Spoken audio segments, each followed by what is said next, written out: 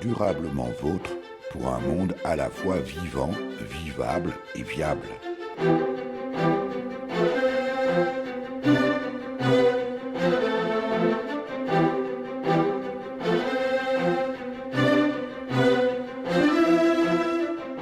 Aujourd'hui, nous évoquerons l'éducation des enfants, pour laquelle, en marge de celle dite nationale, existent des pédagogies alternatives. Nous sommes dans les Vosges avec la présidente de l'association École Montessori d'Épinal.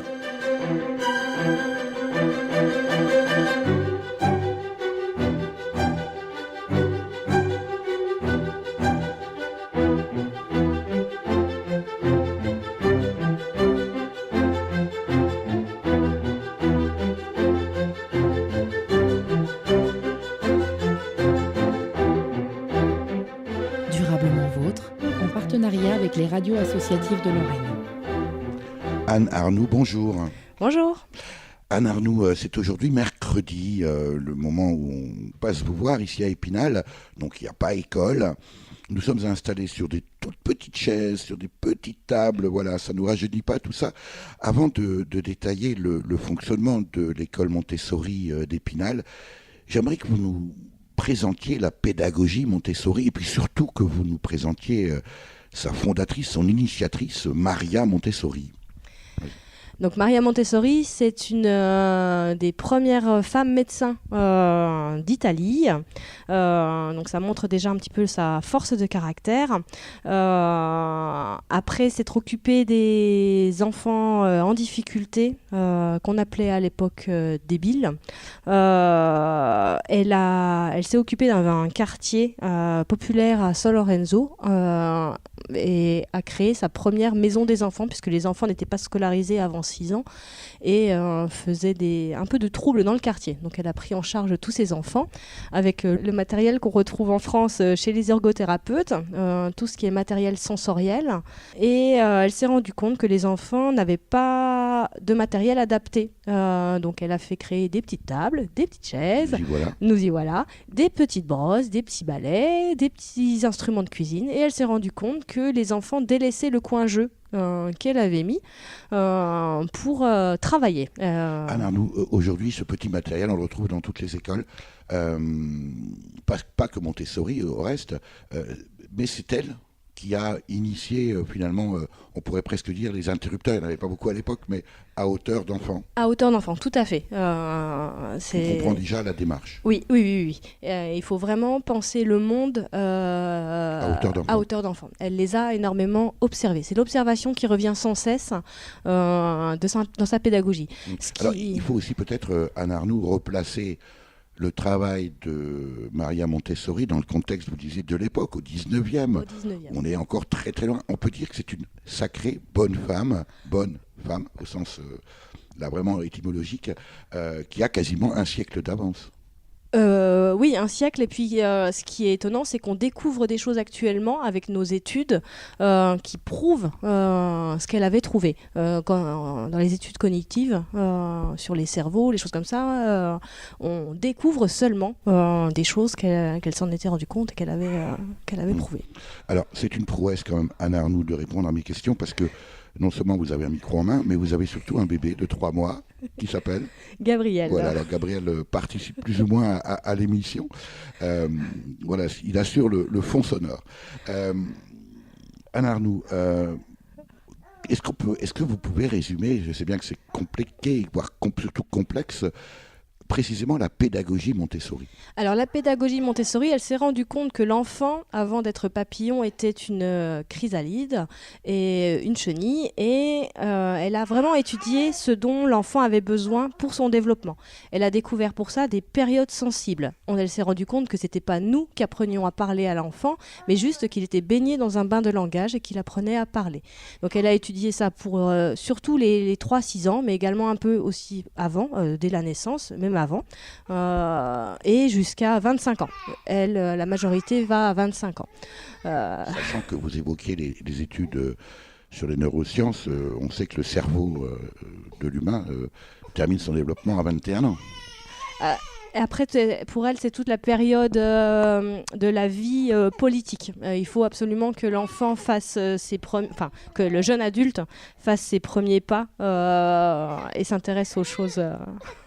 Et puis il y a aussi l'ambiance Montessori qui est très importante, l'ambiance qui est posée par l'éducateur. Donc l'ambiance, c'est le matériel, c'est les enfants, et l'éducateur est au centre et va veiller à ce que l'ambiance soit agréable. Alors, on ne parle pas d'instituteur ou d'institutrice dans une école Montessori à Narnou. C'est ça, ce sont des éducateurs puisque c'est bien l'enfant qui est au centre et on répond à ses besoins.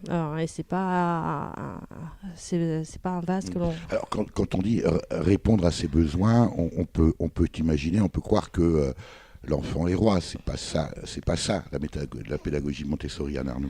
Non, c'est ça, tout à fait. En fait, l'enfant sait ce qu'il a besoin et on va y répondre, mais on ne le laissera pas seul. Il ne sera pas abandonné. On va complètement l'accompagner. Et Gabrielle s'impatiente. Si je reprends la formule de Rabelais, l'enfant n'est pas un vase qu'on remplit, c'est un feu qu'on allume. Ça rejoint un peu la philosophie de Maria Montessori à Narnou. Tout à fait. Elle disait c'est une source que l'on laisse jaillir. Il faut absolument chaque action qui va entraver son développement va être un frein. Alors il y a un phénomène assez curieux, assez étonnant quant à la pédagogie de Maria Montessori à Narnou, c'est que on était très loin à ce moment-là d'avoir nos moyens de communication. Sa pédagogie va faire école, c'est le cas de le dire, très rapidement à travers le monde entier. Très très rapidement. C'est étonnant avec nos moyens de communication et des voyages. Très rapidement, elle est partie aux États-Unis, en Inde. Ces écoles ont été fermées pendant les guerres, mais ouvertes très très rapidement ensuite. Ça a essaimé très très rapidement. Comment est perçue aujourd'hui la méthode Montessori, les écoles Montessori en France? Alors il y a d'autres mouvements alternatifs, je pense par exemple aux écoles Freinet, à la pédagogie Freinet. On peut parler de pédagogie alternative. Quand je dis alternative, c'est forcément par rapport à en référence à l'éducation nationale. Comment c'est perçu et comment ça fonctionne, cette relation avec l'éducation nationale précisément?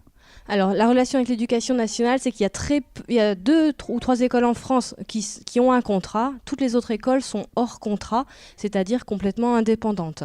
Il y a un contrôle de l'inspection académique pour vérifier que le socle commun est bien le même et que les enfants le respectent.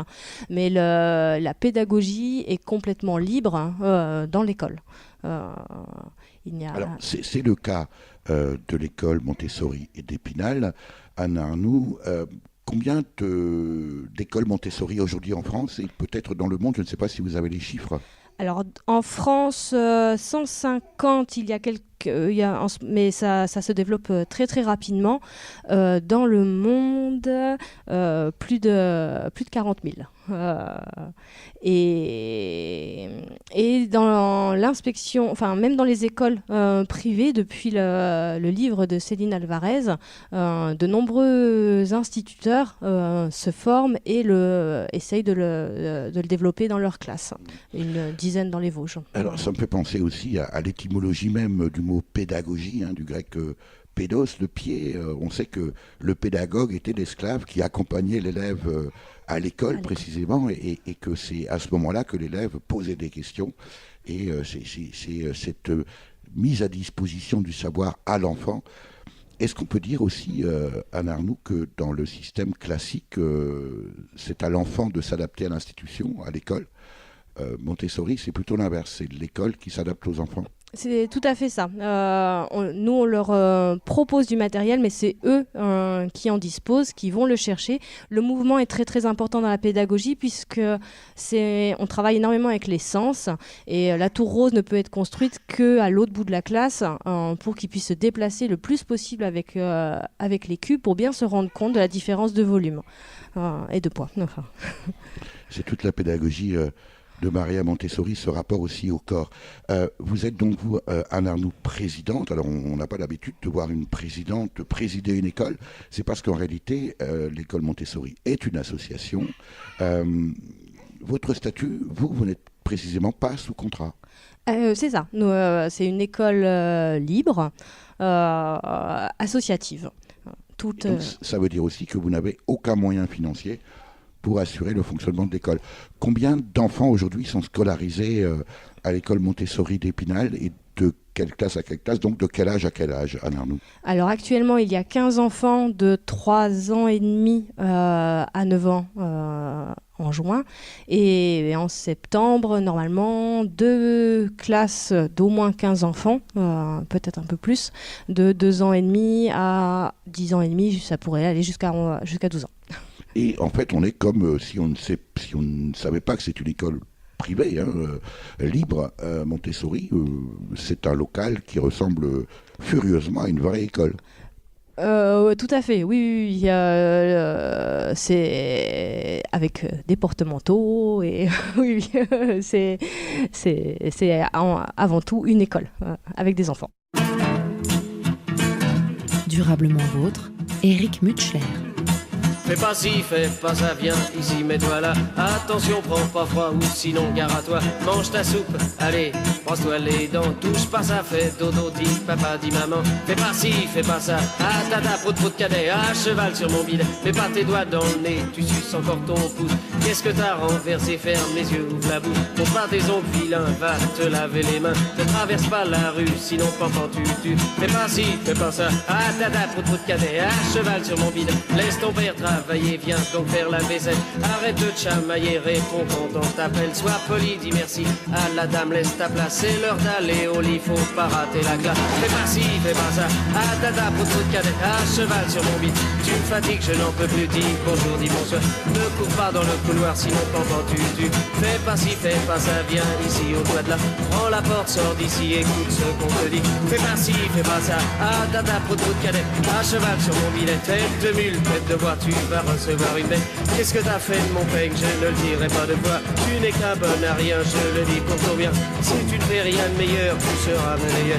Fais pas ci, fais pas ça. Ah tata, pour de cadet, à cheval sur mon bidet. Vous en faites pas les gars, vous en faites pas les gars. Moi aussi on m'a dit ça. Fais pas ci, fais pas ça, fais pas ci, fais pas ça. Et j'en suis arrivé là, et j'en suis arrivé là, et j'en suis arrivé là, la la la, la la la, la la la, la la la la. Nous sommes toujours à l'école Montessori d'Épinal, toujours sur nos petites chaises, attablées à une petite table. C'est mercredi, pas d'école, pas d'enfants. Mais la présidente de l'association de l'école de Montessori, Anne Arnoux. Anne Arnoux, comment ça a démarré? Alors je voulais quand même préciser et rappeler que, pour ceux qui nous écoutent, qui peuvent être surpris comme ça que nous soyons dans une école libre, totalement privée, sans contrat avec l'État. Il faut rappeler qu'en France, l'école n'est pas obligatoire, seule l'instruction l'est. Et c'est ce que vous faites ici, vous instruisez les enfants au sein de l'école Montessori. Anne Arnoux, comment est née l'école ici à Épinal ? Alors l'association a déjà 6 ans. Au départ, c'était uniquement les développements, c'était des ateliers pour promouvoir la pédagogie Montessori et la faire connaître au plus grand nombre. Mais c'est vrai que très vite, le besoin des parents était sur le développement de l'école. Il fallait sauter le pas. On l'a fait déjà l'année précédente à Golbet, dans un petit rez-de-chaussée d'un appartement avec un jardin.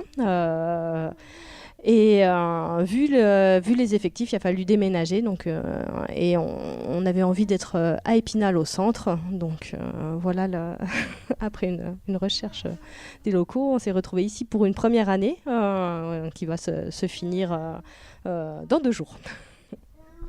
Gabriel, que vous avez dans les bras, Anne Arnoux, nous laisse un peu le temps de continuer la discussion. Il est bien patient. 3 mois, je rappelle. Quand je dis il n'y a pas d'enfant, si presque, mais c'est le vôtre. Dans une école Montessori, Anne Arnoux, est-ce que ça nécessite une forte implication des parents dans l'accompagnement des enfants? Je parle de l'école. Est-ce qu'ils sont mis à contribution? Est-ce que c'est une nécessité? Alors c'est une nécessité, c'est une volonté déjà des parents en général et de l'association d'être au cœur du projet. Et ensuite, plus on fait nous-mêmes, plus on peut baisser les coûts. Donc cette année, les parents étaient beaucoup à contribution, surtout sur la partie entretien. Et l'an prochain, beaucoup plus sur l'accompagnement des enfants pour les nombreuses sorties. Vous m'offrez une transition aussi, Anne Arnoux. Combien ça coûte aux parents on dit scolariser Oui. Scolariser leurs enfants ou son enfant dans une école Montessori comme celle d'Épinal? Alors actuellement, on est au plus à 350 € pour un enfant par mois. Et en fonction des coefficients familiaux et du nombre d'enfants, on arrive à diminuer un petit peu. Et on espère, en fonction des inscrits, baisser tous les ans. Est-ce qu'il y a un profil type, Anne Arnoux, de parents ou de catégories de parents qui scolarisent leurs enfants dans une école Montessori? Alors, ils ne devraient pas forcément, mais effectivement, les parents qui sont les plus intéressés sont en général ceux qui ont eu des difficultés d'intégration dans le système classique et se sont posé les questions. Ceux qui connaissent, soit des instits, qui ont connaissance de la pédagogie et qui effectivement savent que c'est effectivement l'idéal pour un enfant.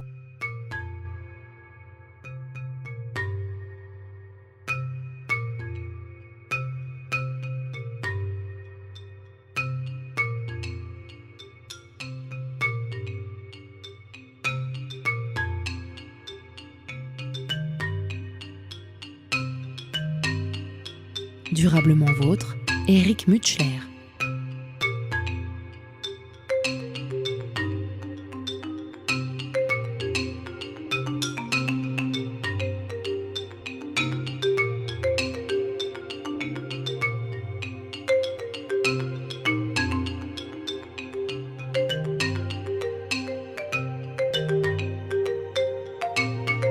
Alors quand je disais qu'il n'y a pas d'enfants aujourd'hui parce que c'est mercredi à l'école, partout ailleurs aussi, mais aussi à l'école Montessori d'Épinal, c'est pas tout à fait vrai parce qu'il y a des ateliers. C'est bien ça, Juliette Dehoux. Vous êtes l'éducatrice ici dans cette école Montessori. Oui, tout à fait. Je suis l'éducatrice donc, de la classe 3-6 ans.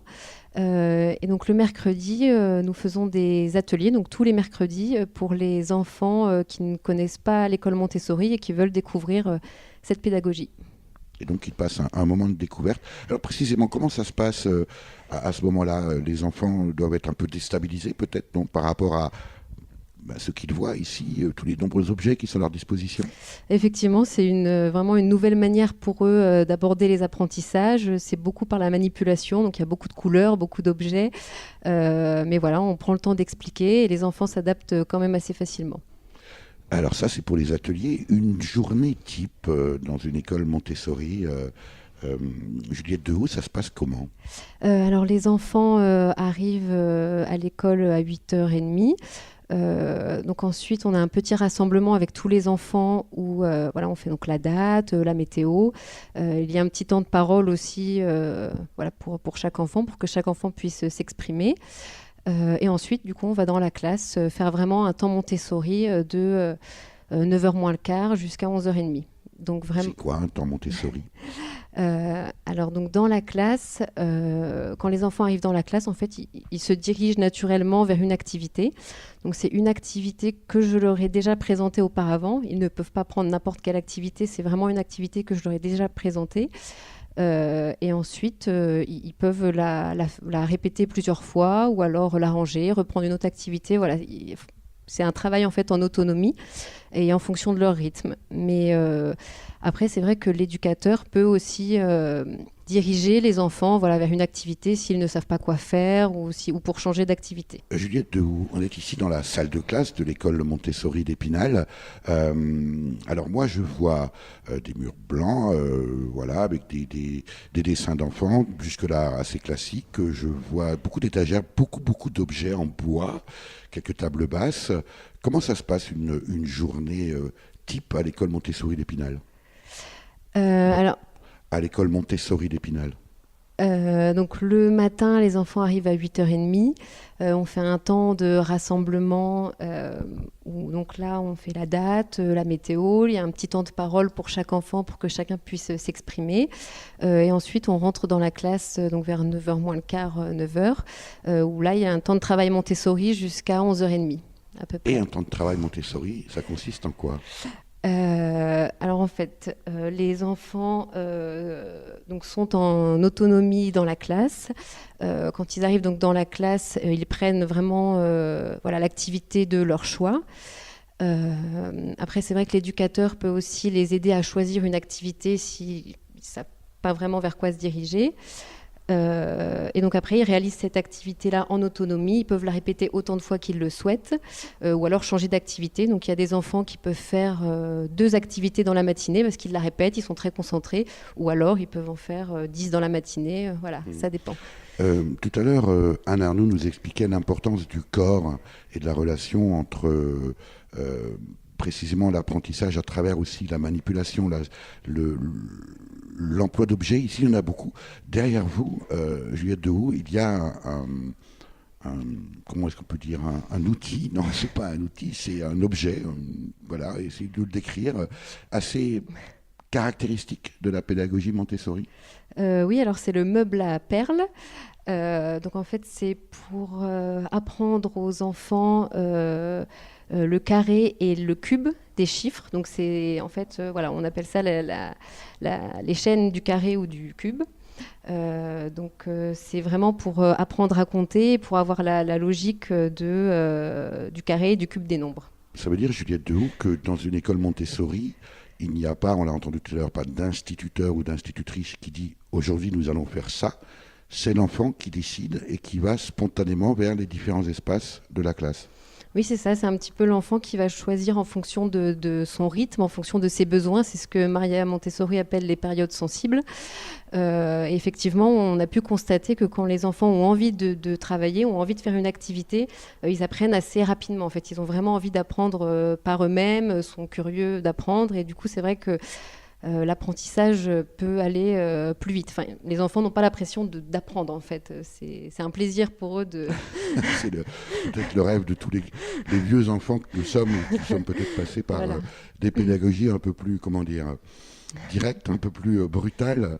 Quelle est l'ambiance d'une classe Montessori, Juliette Dehoux? Est-ce qu'il y a une différence avec une classe de type éducation nationale? Alors les enfants peuvent se déplacer librement dans la classe. Après, ils ne sont pas réprimandés quand ils se lèvent de leur pupitre? Non, effectivement, ils peuvent s'asseoir et se lever quand ils le souhaitent. Par contre, effectivement, il y a des règles quand même dans une classe Montessori. Donc, les enfants peuvent se déplacer, mais en marchant. Et on doit chuchoter. Les enfants doivent vraiment... Donc, ils peuvent parler entre eux, mais vraiment en chuchotant. Voilà, c'est vraiment les 2 règles principales. Ça doit être du bonheur, en tant qu'éducatrice, d'intervenir dans une école Montessori, Juliette Dehoux, non? Oui, mais c'est un plaisir. Enfin, pour moi, c'est un plaisir, en tout cas, de voir les enfants prendre plaisir à apprendre. On voit des enfants le matin qui ont envie de venir à l'école, qui ont envie d'apprendre des choses. Donc, c'est vrai qu'aussi, on fait beaucoup en fonction de ça. Si les enfants ont effectivement une période où... ils adorent les dinosaures, et on va essayer de faire des activités en lien avec ça.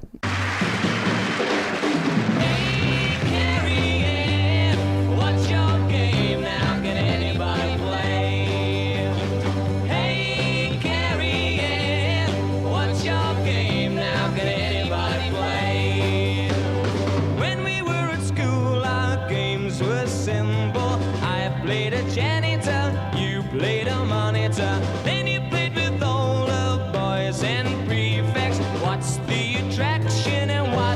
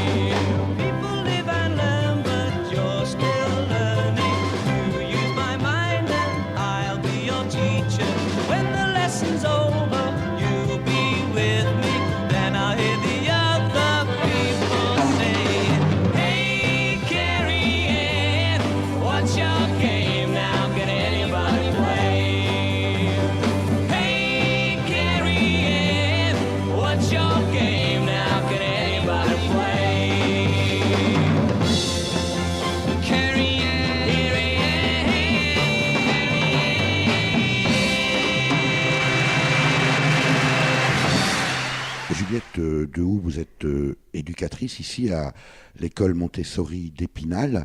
Je crois savoir, j'ai cru comprendre qu'il y avait 4 espaces, en fait bien distincts.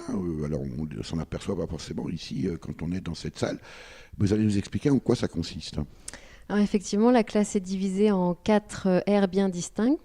Donc il y a d'abord l'aire de vie pratique. Là, on retrouve beaucoup d'activités donc, en lien avec la vie pratique. Donc, on peut avoir les versets, donc verser les graines, transvaser de l'eau, couper du papier, la couture également, nettoyer un miroir. Voilà, c'est beaucoup de choses qui sont en lien avec la vie pratique. Alors là, ce sont des petites étagères. On revoit bien, je disais tout à l'heure aussi, que tous ces objets à taille d'enfant, c'est typique de Maria Montessori, qu'on retrouve maintenant partout, mais l'inspiratrice, c'est elle.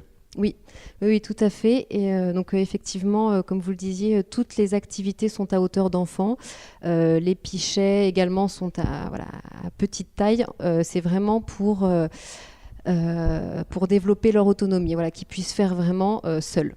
Alors ça, c'est le premier espace. Voilà. Ensuite, donc, nous avons le second espace, donc l'aire de vie sensorielle, où on peut retrouver donc, la tour rose, les cylindres, les barres rouges, le cube du binôme. C'est une aire qui fait donc, travailler donc, tous les sens. Et qui prépare aussi indirectement aux mathématiques. Là, on retrouve la proportionnalité à 10 déjà, qui aide de manière indirecte aux mathématiques. Juliette Dehoux, ça veut dire que les enfants ici, quand ils sont dans cette école, ils naviguent d'un espace à l'autre comme ils veulent, selon leur envie du moment, et vont faire une activité qu'eux-mêmes décident de faire. Oui, c'est ça. Vous n'êtes pas là pour leur dire ce qu'il faut faire, vous êtes là pour les accompagner. Oui, c'est ça, tout à fait. Il n'y a pas de règles, tous les enfants ne font pas la même chose en même temps. C'est vraiment eux qui vont décider de leur activité. S'ils veulent changer, ils le changent quand ils le souhaitent. Tant que tout se fait dans le calme, dans le respect de l'autre, les enfants peuvent changer d'activité tant qu'ils le souhaitent. Et précisément, comment réagissent les enfants Montessori ? Est-ce que, pardonnez-moi, je ne sais pas si c'est une expression, les enfants Montessori, mais voilà, c'est pour dire qu'ils sont dans une école Montessori. Est-ce qu'il y a des enfants qui changent en permanence d'activité ? Est-ce que, au contraire, ils restent plutôt concentrés sur ce qu'ils font parce qu'ils aiment le faire, parce qu'ils ont décidé de le faire ? Ça dépend beaucoup des enfants, alors effectivement, on voit que quand ils sont plus petits ou à leur arrivée à l'école, les enfants changent beaucoup d'activités parce que il y a beaucoup de choses à faire, à voir. Après, c'est vrai que les enfants ne peuvent pas prendre toutes les activités. Un enfant peut prendre une activité que quand l'éducateur lui a déjà montré. Alors, on sent bien qu'il y a à la fois une liberté, mais en même temps une très grande structuration. Premier, deuxième espace, troisième espace. Oui, alors le troisième espace, donc c'est l'aire de langage. Donc là, on va retrouver les lettres rugueuses, la boîte à sons, l'alphabet mobile, la calligraphie. Voilà, c'est tout ce qui tourne autour du langage écrit et du langage oral. Il reste donc un quatrième espace. Et donc le quatrième espace, donc l'aire des mathématiques. C'est pareil avec les chiffres rugueux, les fuseaux, le fameux meuble à perles, les fractions. On va jusqu'aux divisions dans la classe des 3-6 ans. Une question très pratico-pratique, Juliette Dehoux. Les enfants qui sont scolarisés ici à l'école Montessori d'Épinal mangent où et puis peut-être aussi quoi à midi? Alors, donc nous mangeons avec les enfants dans un espace de convivialité qui se situe juste à côté de la classe. Et donc, c'est les parents en fait qui apportent le matin donc un petit sac de repas aux enfants que l'on met au frigo dès l'arrivée des enfants. Et nous les faisons nous-mêmes chauffer au four à midi et on mange tous ensemble dans la salle de convivialité. Voilà. Et le midi, les enfants mettent la table. Voilà, c'est les enfants qui mettent la table en autonomie et qui débarrassent leur table. Là aussi, peut-être beaucoup de parents qui rêveraient d'avoir ce genre de retour peut-être à la maison. Je ne sais pas si vous avez suffisamment de pratique ou de recul, vous-même, Juliette Dehoux, pour nous dire s'il y a précisément une caractéristique d'enfant Montessori. Est-ce que un enfant qui passe par une école Montessori est j'allais dire, différent, évidemment les mots sont toujours très compliqué dans ce genre de contexte. Question difficile. C'est vrai que les retours que j'en ai eus pour moi, c'était vraiment des enfants qui apparaissaient plus curieux, plus autonomes aussi, qui avaient envie de savoir plein de choses et qui osaient poser des questions, surtout quand ils accédaient aux classes après supérieures, qui apprenaient pour eux et donc qui avaient envie, par eux-mêmes et pour eux-mêmes, de savoir.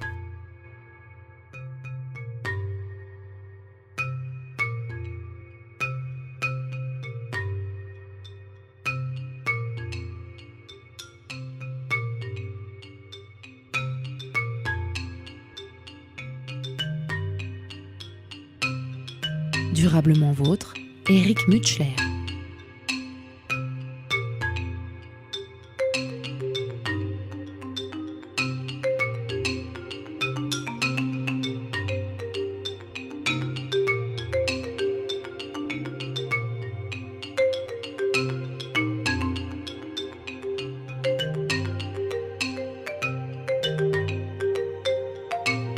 Anne Kowalik, vous êtes la maman d'un petit garçon de 6 ans et demi qui va rentrer en CE1 à la rentrée 2018 et actuellement dans le système, on va dire, conventionnel de l'éducation nationale, et vous envisagez donc à la rentrée de faire en sorte qu'il fasse sa rentrée précisément à l'école Montessori d'Épinal. Pour quelle raison ? Donc nous, on s'est tourné vers l'école Montessori d'Épinal parce qu'effectivement, donc on a un petit garçon qui va rentrer en classe de CE1 à la rentrée et qui a rencontré pas mal de difficultés dans les apprentissages au niveau en CP.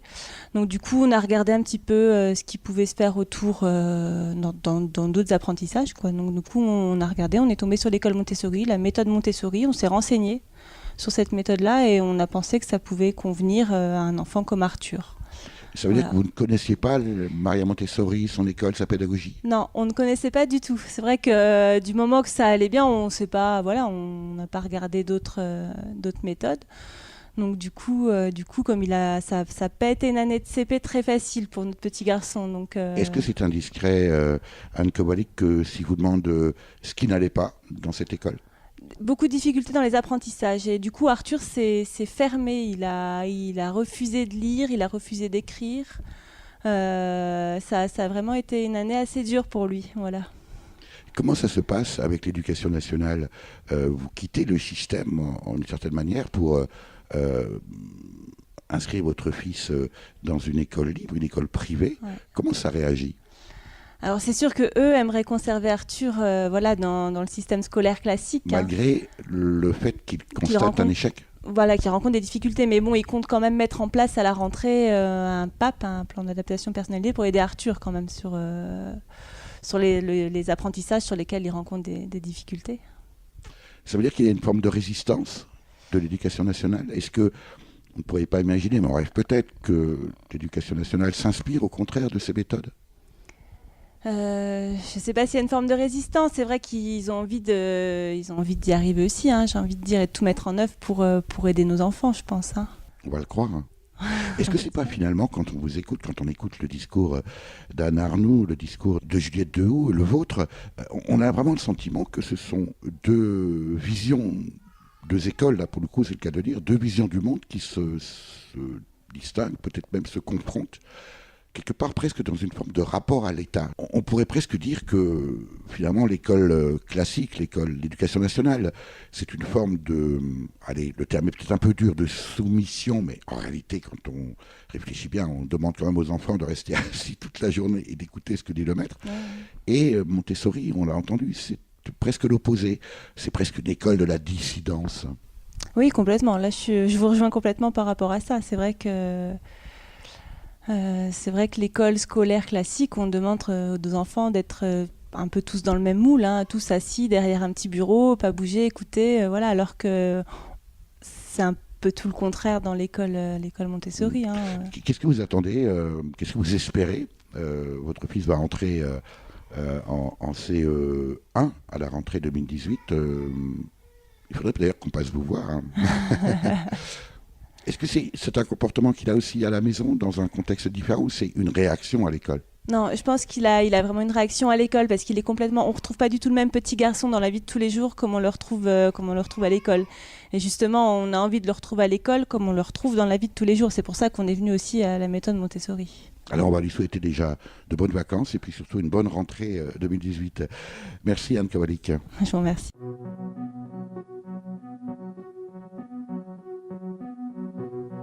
Il était une fois à l'entrée des artistes un petit garçon blond au regard un peu triste. Il attendait de moi une phrase magique. Je lui dis simplement: si j'étais président de la République, jamais plus un enfant n'aurait de pensée triste. Je nommerais bien sûr Mickey Premier ministre de mon gouvernement. Si j'étais président, simpler à la culture me semble une évidence. Tintin à la police et Picsou aux finances, Zorro à la justice et Minnie à la danse. Est-ce que tu serais content si j'étais président? Tarzan serait ministre de l'écologie, Bécassine au commerce, Maya à l'industrie. Je déclarerais public toutes les pâtisseries, opposition néant. Si j'étais président de la République, j'écrirais mes discours en vers et en musique. Et les jours de conseil, on irait en pique-nique, on ferait des trucs marrants. Si j'étais président, je recevrais la nuit le corps diplomatique dans une super disco à l'ambiance atomique. On se ferait la guerre à grands coups de rythmique. Rien ne serait comme avant. Si j'étais président, aux bornes des fontaines coulerait de l'orangeade. Coluche, notre ministre de la rigolade, imposerait des manèges sur toutes les esplanades. On s'éclaterait vraiment si j'étais président.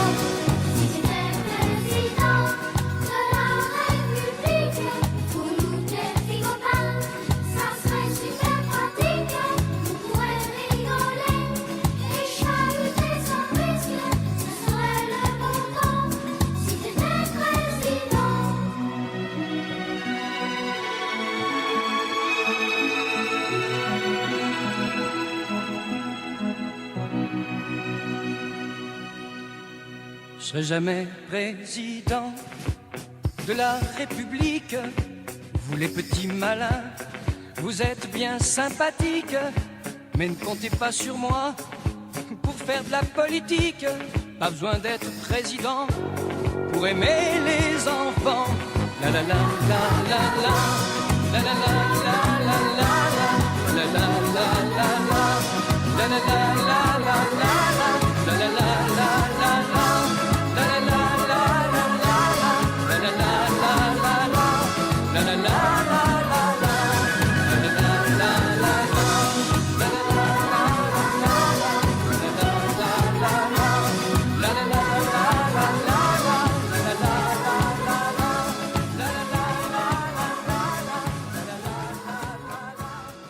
Anne Arnoux, vous êtes la présidente de l'école Montessori d'Épinal. C'est une fonction évidemment bénévole, c'est une association. Qu'est-ce que vous faites dans la vie ? Alors, moi, j'étais plutôt dans le domaine de la comptabilité et la finance. Depuis 9 ans, je suis en congé parental et investie dans ce rôle jusqu'effectivement à prendre le poste de président. Et puis alors les compétences de comptable, c'est toujours très important et très intéressant dans une association. Qu'est-ce qui vous a amené? Quelles sont vos propres motivations? Qu'est-ce qui vous a fait découvrir l'école Montessori ou la pédagogie Montessori? Un article banal dans un journal qui m'a fait où j'ai poussé un petit peu plus loin à découvrir les livres de Maria Montessori et je suis tombée de très très haut tant c'est merveilleux. C'était il y a il y a combien de temps? Et ça veut dire aussi que avant cette lecture, Anne Arnoux, vous n'aviez pas connaissance de la pédagogie et du personnage même de Maria Montessori? Effectivement, c'est vrai que par ma formation de comptabilité de finance, je ne connaissais rien du tout à la pédagogie. Ah, on comprend, c'est facilement. J'ai commencé à m'y intéresser à la naissance de mon premier enfant et j'ai découvert la pédagogie Montessori lorsqu'il était en 2e année de maternelle. Et là, ça a été un déclic. Et qu'est-ce qui vous a tant séduit? On sent bien que vous disiez à l'instant, alors on ne pourrait pas dire un coup de massue, ce ne serait pas dans l'esprit Montessori, là c'est plutôt les fenêtres qui s'ouvrent. Oui. Ça a été quoi le contenu? Qu'est-ce qui s'est passé là? Elle se déclic, ça s'est traduit. C'est à la naissance de mon premier enfant, je me suis rendu compte de l'importance de sa personnalité. Et j'ai découvert par Maria Montessori comment arriver effectivement à développer cette personnalité que, effectivement, avec mon rôle de parent, j'ai tout fait. Et qu'à l'école également. Aujourd'hui, il y a, on vous disait tout à l'heure aussi, Anne Arnoux, beaucoup d'écoles qui se développent. Est-ce qu'il y a une forme de label qui garantissent eh bien, que telle ou telle institution, telle ou telle association met bien en œuvre la pédagogie Montessori? Pour moi, le seul label, c'est le sourire de l'enfant. Et ça c'est vraiment dans la pratique. Et si on va dans la classe et qu'on voit les enfants avec un sourire et la joie d'apprendre, c'est qu'on a réussi. Vous me faites comprendre aussi, Anne Arnoux, que finalement, les parents que nous sommes, pour nombreux d'entre nous, eh bien, on confie notre enfant à l'institution, finalement, en toute confiance, alors que ce que vous nous expliquez aussi, c'est une implication des parents dans l'éducation de leurs enfants hors foyer. Tout à fait. Juliette, vous êtes ici l'éducatrice à l'école Montessori d'Épinal. Évidemment, c'est un rôle un peu similaire à celui d'institutrice. Pour devenir institutrice, il y a un parcours et une formation. Est-ce qu'il faut également une formation pour être éducatrice dans une école Montessori? Et si oui, quelle est la vôtre? J'ai fait une licence en psychologie. Ensuite, j'ai débuté un master en neuropsychologie spécialisé en pédiatrie. Où j'ai effectué différents stages. Et voilà, c'est durant un stage en centre de rééducation que j'ai découvert la pédagogie Montessori, en fait. Voilà, Ça veut dire que même quand on est dans une filière universitaire en psycho, Juliette Dehoux, on n'entend pas forcément parler de la pédagogie Montessori et que c'est une découverte presque fortuite. Voilà, c'est ça, effectivement. J'en ai pas entendu parler en cours, de manière formelle. Par contre, effectivement, durant les stages, les éducateurs utilisaient la pédagogie Montessori pour travailler avec les enfants, donc là, qui étaient des enfants en difficulté. Alors, vous avez une formation universitaire, mais est-ce que c'est le cas de tous les éducateurs Montessori? Est-ce que votre règlement intérieur, je ne sais pas si on peut dire ça comme ça, exige une certaine formation ou il y a des formations que l'on peut suivre tout au long de la vie? Est-ce qu'il y a des stages? Est-ce qu'il y a des relations? Est-ce qu'il y a des écoles de formation à la pédagogie Montessori? Juliette Dehoux. Alors moi, du coup, j'ai fait ma formation à l'AMI, donc l'association Montessori internationale. Donc il y a 2 écoles en France, une école à Paris et une école à Lyon. Après, effectivement, il y a d'autres centres de formation en France, mais que je ne connais pas bien. Et donc là, j'ai fait une formation effectivement d'1 an, donc de septembre à juin, avec des cours, des cours théoriques et des stages pratiques durant cette année. Vous seriez aujourd'hui institutrice à l'Éducation nationale, Juliette Dehoux?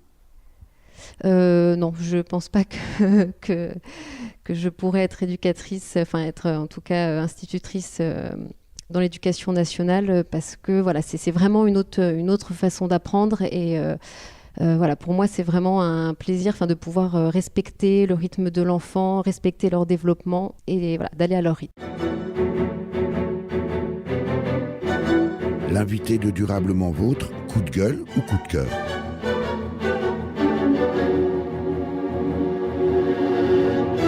Anne Arnoux, présidente de l'association École Montessori à Épinal, vous êtes plutôt coup de cœur ou plutôt coup de gueule? Le peu que j'ai pu découvrir de vous au cours de cette émission, je vous sens plutôt coup de gueule. C'est vrai qu'effectivement, oui. J'en ai eu un gros à la lecture des livres de Maria Montessori. Je me suis écrié que ce n'était pas possible que des écrits de plus de 100 ans ne soient pas appliqués tous les jours. Et qu'il y a des désastres dans la vie de nos enfants. Si tous les jours on a des blocages, c'est dû à notre éducation. Et tout ça n'existerait pas si on mettait en pratique ce que Maria a écrit, à tester aussi, à tester, à appliquer tout au long de sa vie, elle et puis toutes les graines qu'elle a semées et les nombreuses personnes qui... Ça veut dire quoi ? Ça veut dire qu'il ne faut jamais avoir raison trop tôt ? On pourrait faire le parallèle aussi aujourd'hui avec les questions d'environnement, d'écologie. On peut citer l'inventeur même du concept d'écologie, Ernst Haeckel, à peu près la même période que Montessori du reste. Hein, et bien là aussi, on met du temps à percevoir et à ce que ça essaime. Comment vous analysez ces blocages de la société à évoluer, à en prendre en compte des démarches novatrices comme celle de Maria Montessori, Anne Arnaud ? Je pense que c'est des blocages parce que quand on découvre le principe, on est ravi. L'application est plus dure et on préfère, plutôt que de se battre, se reposer sur nos acquis, plutôt que de continuer la voie qui était là. C'est le syndrome peut-être de la peur aussi qui nous rassure et qui nous maintient dans l'institution au sens large du terme. Est-ce que l'autonomie aussi, à laquelle invite et que développe la pédagogie Montessori, Anne Arnaud, finalement c'est aussi pas forcément un concept et une démarche qu'encourage l'État. Je fais par exemple référence à l'autonomie politique. On voit bien qu'en France, moins dans d'autres pays, beaucoup de mal dans un État centralisé à accepter l'autonomie politique et donc a fortiori des individus. Tout à fait. Et c'est vrai que dans la pédagogie Montessori, on voit bien que ici, il n'y a pas 200 règles, c'est le respect. C'est ce qu'il devrait y avoir en France. Il ne devrait pas y avoir tous ces codes, et notamment, par exemple, sur la vitesse. Nous, on apprend à gérer la vitesse de l'enfant en fonction des obstacles. Là, on ne va pas courir, on va marcher puisqu'il y a des obstacles. En voiture, ça devrait être pareil. On adapte ça. C'est pas 80, 90 ou 50. C'est en fonction des risques. Là, il y a une école, à 16h30, forcément, je vais rouler à 10 à l'heure. À 18h ou à 19h, je pourrais rouler à 40 plus facilement. Et ça tombe bien, Anne Arnaud, puisque vous êtes vous-même conseillère municipale à la ville d'Épinal. Est-ce que ça veut dire que cette découverte de la pédagogie, est-ce que c'est cette découverte de la pédagogie Montessori qui vous a amené aussi à un engagement politique ? Et deuxième partie de la question, est-ce que vous pouvez agir à ce niveau-là ? Alors la première question, complètement, j'avais envie de changer le monde pour mes enfants à différents niveaux et effectivement à m'investir dans ma ville. Et la deuxième également, j'ai en charge le conseil des jeunes et mon souhait depuis le début de mon mandat, c'est effectivement l'autonomie des jeunes conseillers et qui puissent s'exprimer et mener à bien leurs projets. Eh bien tiens justement, Anne Arnaud, si vous aviez un coup de cœur pour la ville d'Épinal, quel serait-il ? C'est son ouverture d'esprit et ça se voit notamment avec le conseil des jeunes où les jeunes peuvent apporter tous leurs projets et leurs idées qui sont toujours les bienvenus. C'est donc que c'est possible ? C'est possible. Merci Anne Arnaud. Merci beaucoup pour votre visite. Je rappelle que vous êtes la présidente de l'association École Montessori d'Épinal. Merci aussi à Juliette Dehoux, éducatrice de cette école, et Anne Kovalik, une maman. Pour en savoir plus sur l'école Montessori d'Épinal, rendez-vous sur le site Le Petit Monde de Montessori, tout ça avec des tirets, .net. Vous avez pu écouter dans l'ordre Fais pas ci, fais pas ça par Jacques Dutronc, paru sur l'album Il est 5 heures, sorti en 1968. Carrie Ann par le groupe britannique The Hollies, paru sur l'album Evolution, sorti en 1967. Et enfin, Si j'étais président par Gérard Lenormand, paru sur l'album La clairière de l'enfance, sorti en 1980. À la technique et au montage, Véronique Olivier. Vous pouvez réécouter cette émission dès la semaine qui suit sa première diffusion sur le site www.durablementvôtre.fr.